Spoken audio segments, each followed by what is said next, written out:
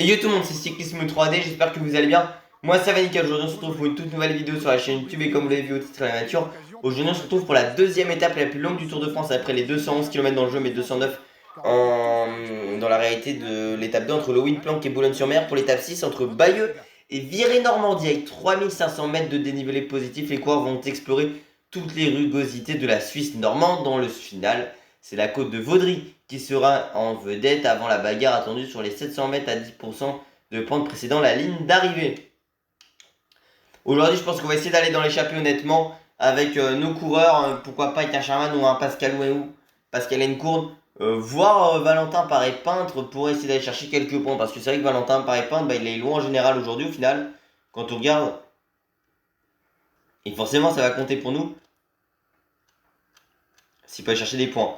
Et il est 73e au général. Bonne forme pour Remco Evenepoel, pic de forme pour Pascal Encourne, forme classique pour Van Wilder, Cataneo, Moisson pour Merlier, Charman et au plus bas ça prend Van der Berge. Je pense que Pascalou va devoir partir avec Valentin. Hein. Valentin, ça pourrait faire des points gratuits, certes c'est pas des points, enfin un énorme quota de points. Nous sommes encore loin des massifs montagneux en ce début de Tour de France, mais avec 3500 et puis il y aura des kilomètres à combativité à faire aussi. Hein. La traversée de la Suisse normande pourrait provoquer quelques dégâts oui, au peloton. Qui est une des nouveautés. Bon, Bayeux connu pour la tapisserie évidemment.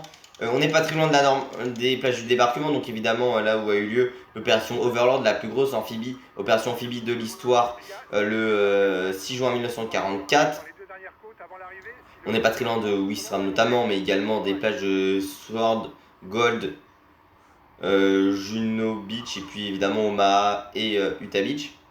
Et de la Pointe du Hoc aussi, où les GI américains ont escaladé tant à corde qu'à l'échelle de cette pointe au lieu mythique évidemment, enfin mythique, au lieu du débarquement en Normandie. On est dans le bocage normand aujourd'hui et dans la Suisse normande, cher à Guillaume Martin, notamment Pascalou qui limite va être récupéré. Hein. Mais c'est vrai que le peloton laisse pas trop partir. Bah, écoutez les gars, on va envoyer Valentin. Il y a peut-être une occasion de partir à l'avant. Au pire, ce sera Pascalou qui roulera pour nous et puis les deux coureurs font les points pour notre équipe. Il y a quand même du monde, hein, mais voilà, si Valentin peut aller chercher les points, forcément ça va nous intéresser. Je vais pas vous mentir, allez. Pascal, calme-toi Pascal. Maintenant, sur de partir, il y a Johannessen à nos côtés, Matteo vers chez Ballerini, Naberman, ça relance avec Lutsenko, il y a un groupe avec Jegat aussi, Steph Kras notamment. Joseph Blackmore, le vainqueur du Tour de l'Avenir l'an dernier devant Pablo Torres qui est là. Louis Barillon l'a dit. Il ne peut compter que sur ses qualités de rouleur. Ouais. Les sprints et les ascensions ne sont pas ses domaines de prédilection. Écoutez les gars, on a Pascalou, mais les gars, Pascalou va rouler pour nous honnêtement. Donc forcément, on est à Bayeux. Par contre, très gros groupe. Hein, donc je pense que c'est pas mal d'avoir envoyé Valentin l'avant. Parce que si l'échappée va au bout, on a quand même une belle carte. Parce que ouais, le peloton va pas spécialement laisser partir, mais tu laisses partir un groupe de 21, forcément, ça va être compliqué. Donc Bayeux, on va forcément parler au minimum déjà de la commune. Donc de Bayeux, qui est une ville située sur la rivière de l'Or, en Normandie, dans le nord-ouest de la France. À 10 km de la côte de la Manche, son centre historique médiéval est formé des rues pavées de maisons à colombages, parmi lesquelles domine la cathédrale Notre-Dame de style gothique normand, la célèbre tapisserie de Bayeux de 68 mètres de long datant du XIe siècle et représentant l'invasion normande de l'Angleterre en 1066 est exposée dans un séminaire du XVIIIe siècle. Forcément, on va forcément parler de la tapisserie de Bayeux qui est connue en musée à Brighton, tapisserie médiévale de 69 mètres sur la conquête de l'Angleterre par Guillaume le Conquérant, qui est au musée de la tapisserie de Bayeux.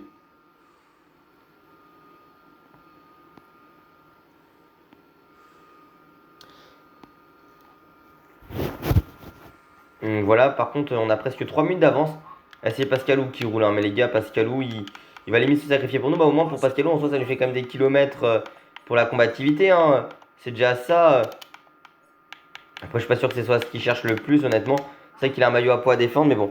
Voilà, c'est surtout ça qui m'intéressait. Donc, elle est successivement désignée telle du Conquest, toile de la conquête, par les chanoines de la cathédrale Notre-Dame de Bayeux, toilettes de Saint-Jean et toilettes du duc de Guillaume au XVIIIe siècle, ou encore tapisserie de la reine Mathilde au XIXe, est une broderie anciennement tapisserie au point d'aigu du XIe siècle, inscrite depuis 2007 au registre international Mémoire du monde par l'UNESCO. Ça fait partie de toute cette patrimonialisation de la France, notamment dans les années 2000-2010, hein, comme avec beaucoup de patrimoine immatériel ou même des zones géographiques. On a parlé du bassin minier, mais on peut penser forcément au Canton Pagella Corse, mais évidemment aussi pour Valentin, ses capacités en descente. On peut citer, alors qu'on est quand même 18 à l'avant, c'est un très très gros groupe. On peut aussi forcément citer en ce qui concerne tout ce qui rentre à l'UNESCO, le repas gastronomique des Français, non pas que la gastronomie de manière générale, mais la manière de faire et tout ce qui est autour qui compte. À l'UNESCO, œuvre d'art textile effectuée à l'aiguille sur une toile de lin bis assez régulière brodée avec 4 points différents de fil de laine déclinés de 10 temps naturel qui fait défiler 623 personnes, nage 994 animaux, 438 végétaux, 37 forteresses, 41 navires et petites embarcations et d'innombrables objets très divers. Elle décrit des faits allant de la fin du règne du roi d'Angleterre Édouard le Confesseur en 1064 à la bataille d'Hastings en 1066, dont l'enjeu était le trône d'Angleterre contesté à Harold Godwinson par Guillaume, duc de Normandie. Les péripéties clés de la bataille, dont l'issue déterminera la conquête normande de l'Angleterre, y sont détaillées. Mais près de la moitié des scènes relatent des épisodes antérieurs à l'invasion elle-même. Cette œuvre historique semble avoir été commandée par l'évêque Odon de Bayeux, le demi-frère de Guillaume, et réalisée au cours des années qui ont suivi la conquête. Bien que grâce à ses performances de premier plan dès le début de saison 2024. Il est passé de l'équipe développement à l'équipe première d'Israël. Parce que là, dès le mois de mars. Ça se désorganise dans le peloton, dans ce groupe-là. J'ai pas compris. Donc je disais, bien que présentant les événements sous un jour très favorable à Guillaume le Conquérant, point d'être considéré parfois comme une œuvre de propagande pour s'asseoir la légitimité de ce dernier à régner sur l'Angleterre et rallier les nobles saxons. Elle a une valeur documentaire inestimable pour la connaissance du XIe siècle normand et anglais. Elle renseigne sur les vêtements, les châteaux, les navires, les conditions de vie de cette époque de façon générale et constitue un des rares exemples de l'art roman profane. L'art roman profane, conservé jusqu'à la fin du XVIIIe siècle dans le trésor liturgique de la cathédrale de Bayeux, l'échappe de peu à la destruction lors de la Révolution française. Depuis 1983, elle est présentée au public au centre Guillaume le Conquérant à Bayeux, qui lui aussi est entièrement consacré. Très bien.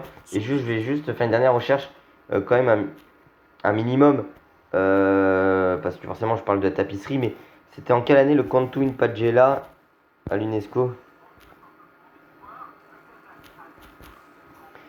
Pagella, normalement c'est à l'UNESCO, si je dis pas de bêtises, c'est le chant corse. Hein.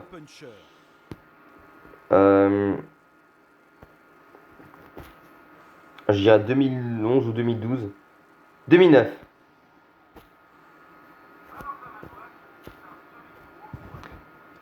Ben nous on se retrouve tout de suite un peu plus tard dans l'étape. Allez, on se retrouve quand même dans ce mont Pinson, 5 km 300 à 3,8% de pente moyenne. Et on est toujours 20 coureurs à l'avant. On va demander à Pascalo de protéger Valentin, quoi qu'on va... Ouais, collaborer avec les adversaires, ça me demande pas de faire les points du classement de la montagne. On est quand même 20 à l'avance, qu'on a du beau monde et on a surtout un peu moins de 6 minutes d'avance sur le peloton. Mais 20 coureurs, ça peut être dangereux, hein, parce que je suis pas sûr que le peloton puisse récupérer tout le monde. Surtout que nous, on va pas mettre tant de coups de pédale que ça. Enfin, si on va faire les classements de la montagne, mais à part les classements de la montagne, j'entends bien qu'on va pas faire tant d'efforts que ça avec Valentin, étant donné que nous, on a Pascalou pour nous aider. Surtout que Madouas a quand même Cyril Barthes aussi à ses côtés. Allez, on va faire le gros de l'effort ici avec Valentin.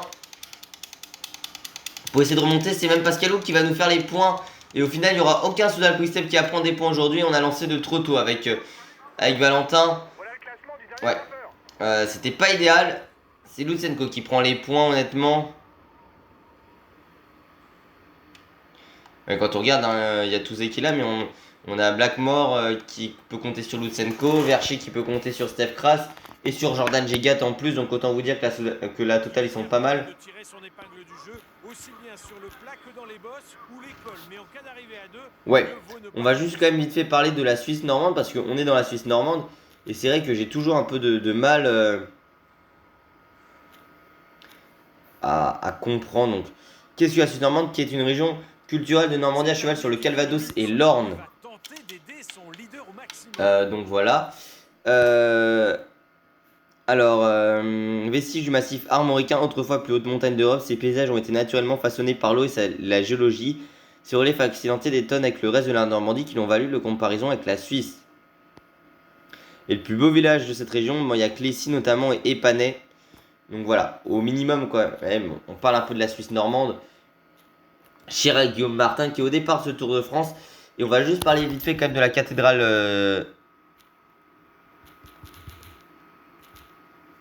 de Bayeux. Parce que c'est vrai que on n'en a même pas parlé alors que on était au départ de Bayeux aujourd'hui. Qui est un édifice dans Notre-Dame de Bayeux, catholique de style essentiel roman et gothique normand qui se dresse sur un territoire de la commune française de Bayeux, sur le territoire de la commune dans le département du Calvados, dans la région de la Normandie. Début de construction au XIe siècle. Soit sur les étapes de montagne ou sur les étapes vallonnées, il est à prendre avec sérieux. Ouais. Donc je voulais au minimum quand même faire cette petite partie-là avant de se retrouver dans la prochaine difficulté. Allez, va falloir essayer de se rattraper de notre déconvenue précédente dans la côte du Vay, 3 km 300 à 6,7% de pente moyenne, étape où il y aura pas mal de classements de la montagne et forcément on va essayer de tout donner pour essayer de récupérer ce maillot. Ça nous donnera un bonus de forme avant l'étape de Mur de Bretagne. Bon, on la jouera avec Remco cette étape-là, mais avec Valentin, ça fera toujours des points qu'on n'aura pas besoin de chercher. Hein. Sur le prochain, enfin sur les Alpes et les Pyrénées, on va essayer de mettre tout le monde en difficulté ici. Pascalou va suivre les attaques, hein, mais sans plus. Allez, on va essayer de mettre tout le monde en difficulté avec notre rythme. Le problème, c'est que cette côte, le sommet est un peu plus plat, donc ça ne nous convient pas forcément avec Valentin, honnêtement. On n'est pas le coureur qui a la meilleure accélération du peloton, honnêtement.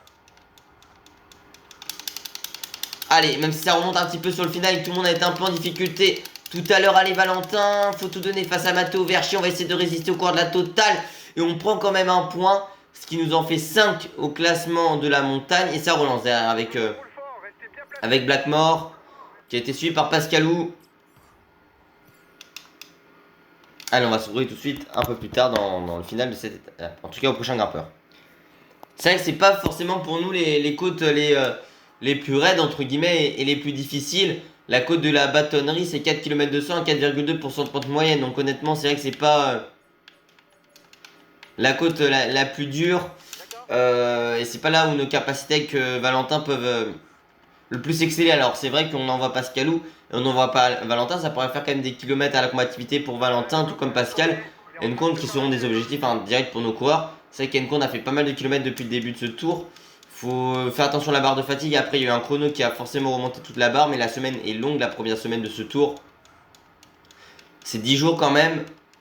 Allez, on va lancer le gros de l'effort avec Valentin ici. Même si on est moins rapide que la plupart des autres coureurs, on va largement se faire dépasser. On va finir 16ème au sommet de cette ascension. On perd des points pour nous, mais aussi pour Pascal Encontre. Par contre, on a toujours 5 minutes d'avance à 127 km de l'arrivée. On a perdu seulement une minute depuis une quarantaine de kilomètres. On va essayer de tenir honnêtement. Et nous on va se retrouver du coup tout de suite au sprint intermédiaire. Ou même pas au sprint intermédiaire parce qu'on n'aura pas besoin de le faire avec le peloton. Donc aux 4ème catégorie. Allez, on va arriver forcément au pied. Enfin on est dans cette ascension. Le sprint intermédiaire a été remporté par Damien Touzé. Mon corps a juste perdu quelques mètres avec Paris Pente. Après je l'ai pas joué. Côte du bout du Tertre. 2700 mètres, donc 2 km 700, ouais 2700 mètres. À 4,6% de moyenne large du kilomètre 92 pour indiquer qu'on a 92 km de l'arrivée dans le jeu, alors qu'Irel c'est justement au bout de 92 km il me semble. Normalement c'est ça. Bah oui, vu que c'est le kilomètre 92, oui. En tout cas, on est dans cette ascension. Encore une côte qui n'est pas la plus difficile, on va lancer le sprint pour le grimpeur. C'est vrai qu'on n'est pas celui qui a les plus grosses capacités d'explosivité avec Valentin, Paris Pinte.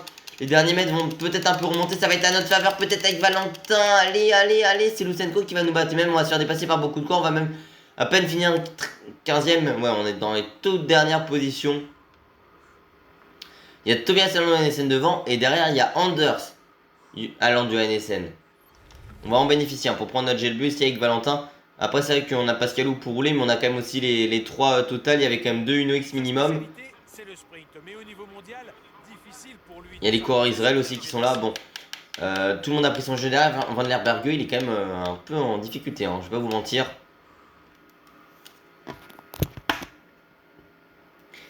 Allez, on est dans cette ascension, enfin en tout cas on va y arriver. Dans cette côte de 3ème catégorie, on va arriver avec plein de vitesse.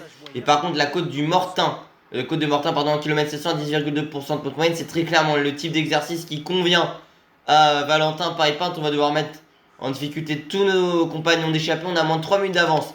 À l'instant, bon, par contre Van der Berge, je vais pas vous mentir qu'on va lui dire de pas s'accrocher. Hein. Faut juste qu'il termine au minimum dans les 10 derniers, enfin... Justement, il faut qu'il y ait minimum 10 coureurs derrière lui pour qu'il soit dans les délais parce que c'est 10 coureurs qui sont hors délai. Là sur le jeu, bon par contre, là il lance de loin alors qu'il y a du pourcentage. Enfin, après c'est que nous on fait aussi notre gros de l'effort maintenant avec Valentin, pareil Pinte, on n'aura pas tant de barres rouges que ça sur le final. Allez, Valentin, on a quand même pris quelques mètres d'avance mais ça va jouer à rien et c'est même Lutsenko qui va revenir sur nous là. Impulsion, Valentin le lancer de vélo. Ah c'est Lutsenko. On prend un point. Ah c'est pas très glorieux avec Valentin pour le moment, je vais pas vous mentir, seulement 2 points de prix. C'est toujours des points qu'il aura plus besoin de prendre hein, d'ici la fin de course, mais on est seulement à 6 points au classement de la montagne. On n'a même pas encore détrôné notre coéquipier Pascalou, qui est assez loin d'ailleurs, il faudrait qu'il revienne à une course. Hein.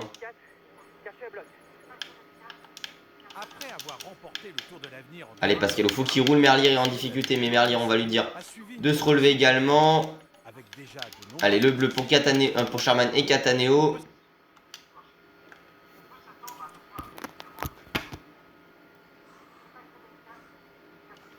Allez, il va falloir essayer de remonter en condition avec Valentin, la côte de Juvigny, le Tertre, 3 km 400 à 5,6% de pente moyenne. Il va falloir essayer de revenir. On a Pascalou pour nous aider. Je pense pas il passera à la prochaine difficulté. Donc c'est peut-être la fin pour lui. On a encore 13. Hein, une échappée qui est quand même sacrément costaud. Normalement, c'est 1 minute par tranche de 10 km pour aller au bout pour une échappée sur le plat. Mais après, en 140 bornes, on a même plus de 100 bornes, on a perdu 4 minutes. Donc pour le moment, on tient mine de rien. Un peu, et c'est une échappée assez conséquente qui peut aller au bout, hein, mine de rien. Allez, Valentin, va falloir faire le gros de l'effort maintenant. Allez, Valentin, Paris-Pinte, essayer de tout donner encore une fois. Allez, Valentin, allez. On va galérer, mais on va passer en tête de cette difficulté. Oh non, Johannessen, non! Putain, ça me saoule, je lance avec le mauvais timing avec Valentin. Oh là là.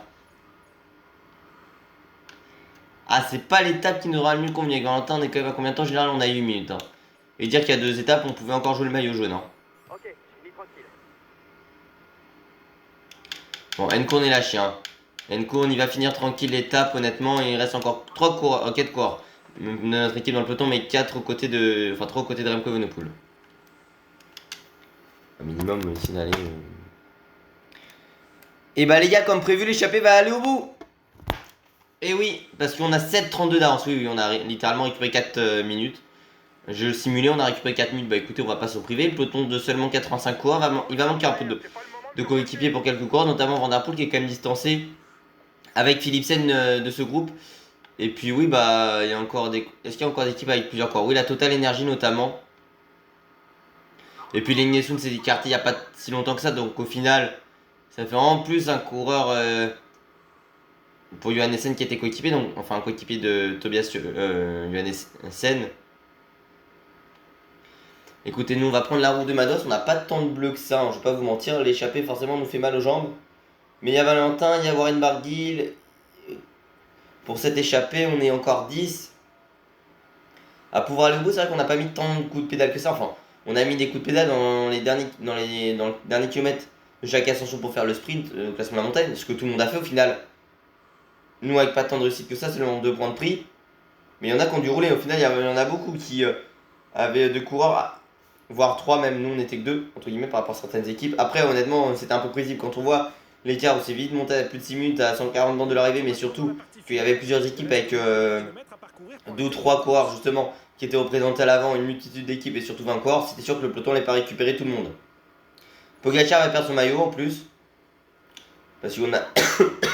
On a Mados qui a 6 minutes effectivement, mais on a des coureurs qui sont à 4 minutes à l'image de Johan Essen et de Blackmore.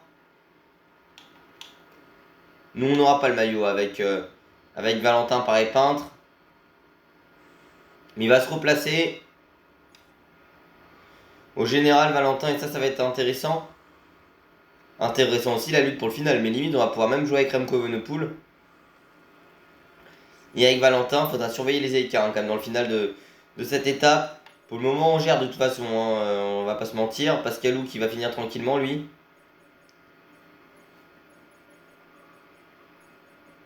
Je vais juste demander, enfin voir, pour Van Lerbergue, on va demander à Charman hein, de protéger Remco. Pascalou voilà, mais c'est juste pour Merlier aussi et Van Lerbergue.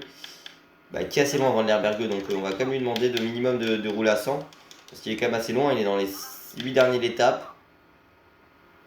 Ce qui n'est pas le plus idéal. Merlier, ouais, un petit peu quand même retourner à 100 Merlier. Pour rouler, parce qu'au moins essayer d'avoir un minimum 10 coureurs derrière soi, parce qu'au moins, s'il y a des hors-délais, tu es sauvé. Et ça c'est plutôt pas mal, je vais pas vous mentir. En ce qui nous concerne, on a 16 km 500 l'arrivée, donc forcément... Ça va être un final assez intéressant, il y aura encore une côte, hein. Enfin même 2 difficultés de répertorier au classement de la montagne. Maintenant, faut pas quitter la tête du peloton. Il reste une bosse à 5 km de l'arrivée et de la côte finale. Allez. Et attaque de Johan Essen, faut pas laisser partir Johan Essen, il y a Jordan Gégat qui va se mettre à rouler.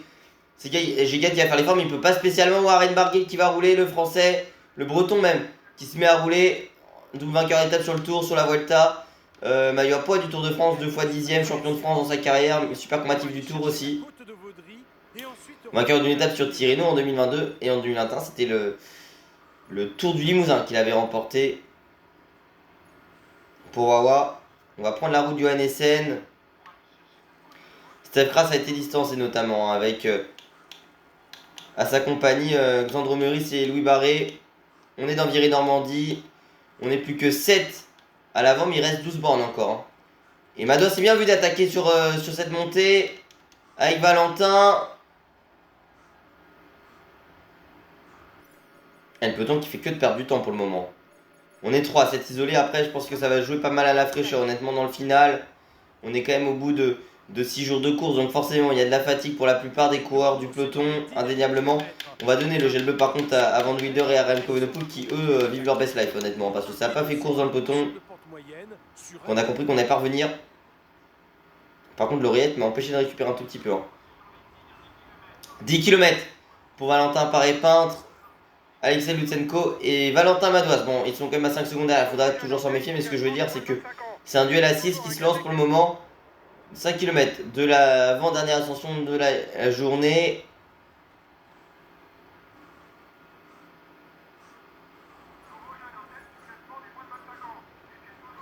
Et oui!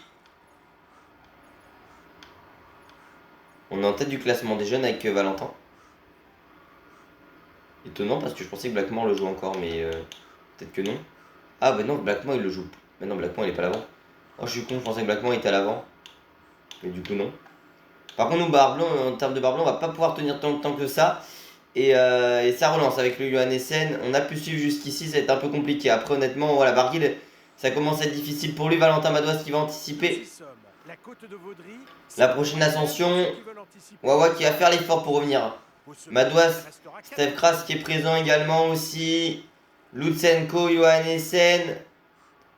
Et justement le kilomètre avant le classement de la montagne ici, côte de Vaudry, 1 km 100, 7,7% de tour de moyenne. Il y a peut-être moyen qu'un de ceux qui basculent en tête puisse aller s'imposer, quoique, parce qu'il y aura quand même une montée finale. Et c'est difficile avec les Niessou qui est derrière, mais avec Valentin, on n'a plus de temps de Barbloxa, mais on n'est plus que 4. 5, allez maintenant Barguil qui est distancé.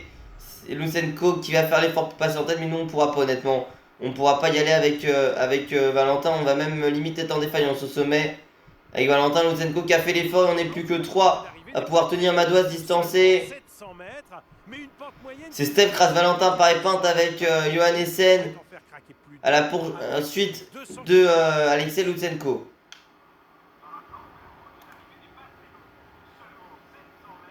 La flamme rouge est en vue pour la tête de course. Ouais, 700 mètres à 10%, ça va être difficile. Hein. Après, on les a encore En visuel, il y a encore Madouas hein, qui peut revenir aussi en visuel, même si Madouas il a été lâché, c'est qu'il était en défaillance. Les 2 derniers kilomètres, on ne pourra pas y aller avec Valentin Paré-Pinte. Honnêtement, Madouas aussi qui est dans le même état que nous.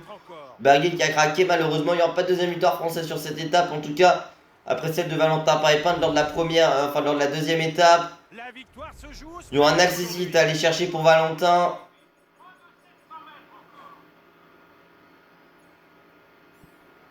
Allez les gars, on va pas pouvoir y aller. Allez, j'ai le rouge. Non, non, ça va servir à rien les gars. On pourra pas aller les chercher, ils sont trop forts devant. Par contre, on va prendre Remco Evenepoel parce que ça peut bouger avec Remco derrière. Beaucoup d'équipiers fatigués visiblement. Et bah vous savez quoi, on va attaquer avec Remco Evenepoel dès le pied de la dernière ascension devant. C'est une victoire inédite sur le Tour de France avec Stef Kras par rapport à Johannessen, victoire de la Total Energy. Et vous savez quoi, attaque de Remco Evenepoel.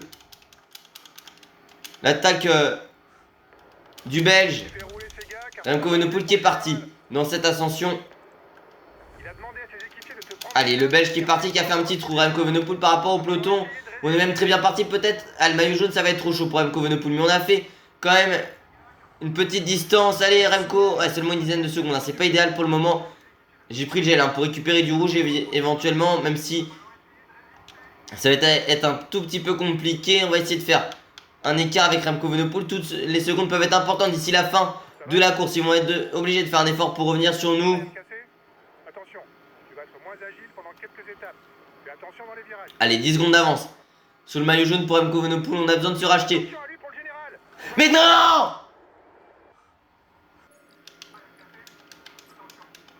Mais non, mais putain, mes frères, j'ai viré, nique ta mère!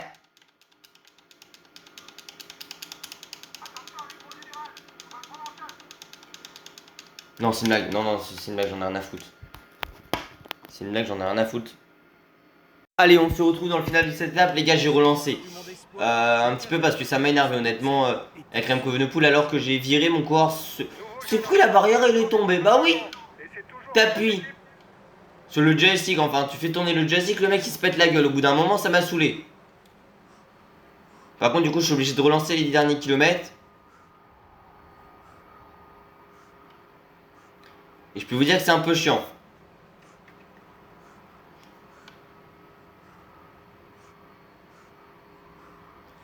Donc bon, hein, c'est bon, à un moment j'ai relancé parce que vas-y, c'était trop chiant.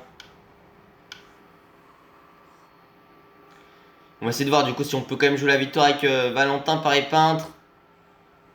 Parce que là déjà on a un peu plus de bleu que tout à l'heure. Hein. Après il va falloir tenir avec Valentin, je pense que tout le monde n'est pas si bien que ça, vous savez quoi. On va tester quelque chose. Dans la côte de Vaudrey, 1 km 100, 7,7% de moyenne. Turbogel. Alors on a une petite immunité avec Valentin, on va devoir faire l'effort, attaque de Valentin Paré-Pinte. On a lâché nos adversaires. Allez Valentin, après ça va être long pour tenir. Hein. Je vais pas vous mentir. On a peut-être la capacité à résister. Dans le final, allez Valentin. Personne ne parvient à prendre l'ascendant. La victoire va se jouer dans la côte d'arrivée. Non, je suis désolé les gars de relancer, mais au bout d'un moment ça me saoule quoi. Par contre ça veut dire limite qu'on peut jouer la victoire alors qu'on ne pouvait pas la jouer tout à l'heure avec Valentin. Parce qu'on était lâché, on a pris quelques secondes d'avance. Et derrière t'as Remco Evenepoel qui a perdu 10 secondes évidemment.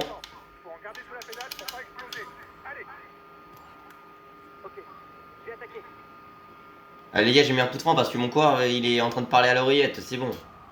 Allez Remco il va devoir faire l'effort parce que c'est limite lui qui est en train de se faire lâcher. Voilà, le virage où Remco est tombé. Alors qu'on a roulé, voilà, Remco Evenepoel, faut qu'il reste placé, évidemment. Allez, il y aura la côte arrivée. Est-ce qu'on pourra tenir? Ça va être compliqué. Mais le Johannessen qui leur se sprint de loin, il leur sert plus d'un kilomètre. Mais les gars, frère, il reste 700 mètres à 10%, vous êtes malades. Voilà, on est dans la côte d'arrivée. Moins de 700 mètres encore. Allez, on va devoir tenir. Côte d'arrivée avec Valentin, ça va être difficile. Honnêtement, je suis pas sûr qu'on puisse tenir. Mais ça craque. Côté Warren Barguil, c'est Lutsenko qui va aller s'imposer pour une victoire kazakh sur le Tour de France. Deuxième victoire de Lutsenko après le sommet, c'était juste à côté du Montégoal, voilà. Par contre, le peloton va arriver dans la montée. Enfin, l'avant-dernière ascension, on va passer sur Remco Evenepoel, hein, honnêtement. Contrôler Remco. Allez.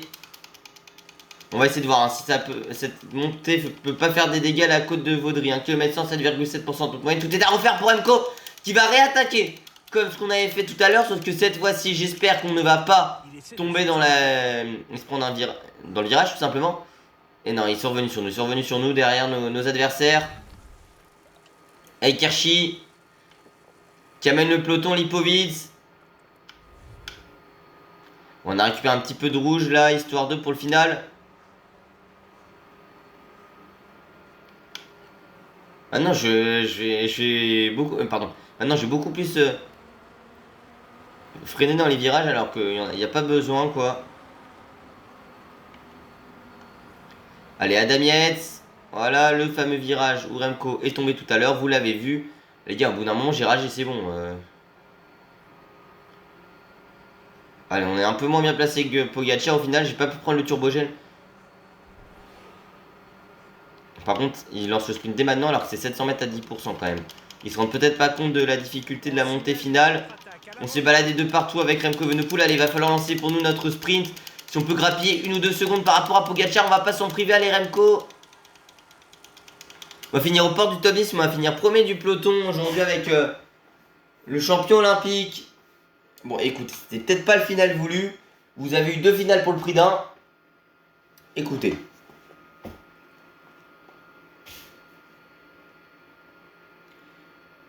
C'est vrai que j'ai insulté le jeu aussi. Bon, Van der Berg va arriver dans les délais, voilà. Sans trop de problèmes. Pour lui. C'est vrai que sur le jeu, il est hyper bas en stat. Hein. Ça va être dur, je pense que lui, mais derrière les délais, c'est compliqué hein, sur le tour.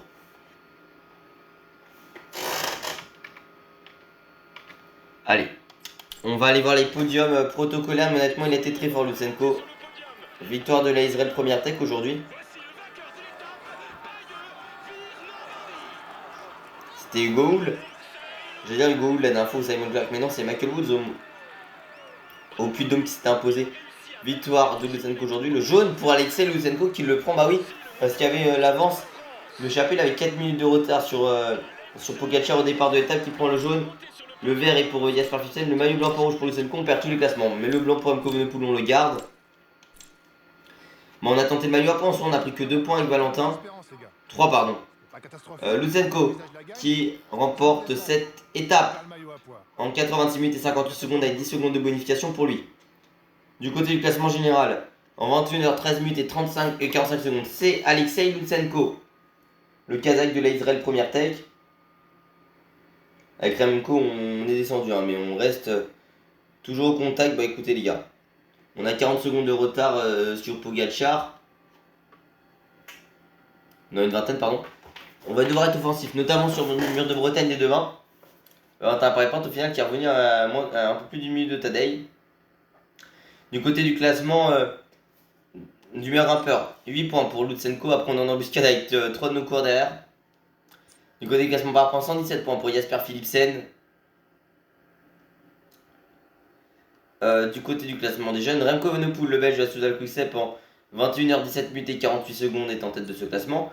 Du côté du classement par équipe, c'est nous, la Soudal Quick-Step en 63h50 minutes et 17 secondes. Et puis du côté du classement de la combativité, avec 447 km, c'est Pascal Encourne. Très bien, en tout cas, j'espère que cette vidéo vous a plu. Si c'est le cas, n'oubliez pas de vous abonner, d'activer la cloche de notification, liker, partager, commenter et de venir me rejoindre sur Insta et sur TikTok, c'est Cyclisme 3D pour tout bien. À la prochaine, ciao ciao.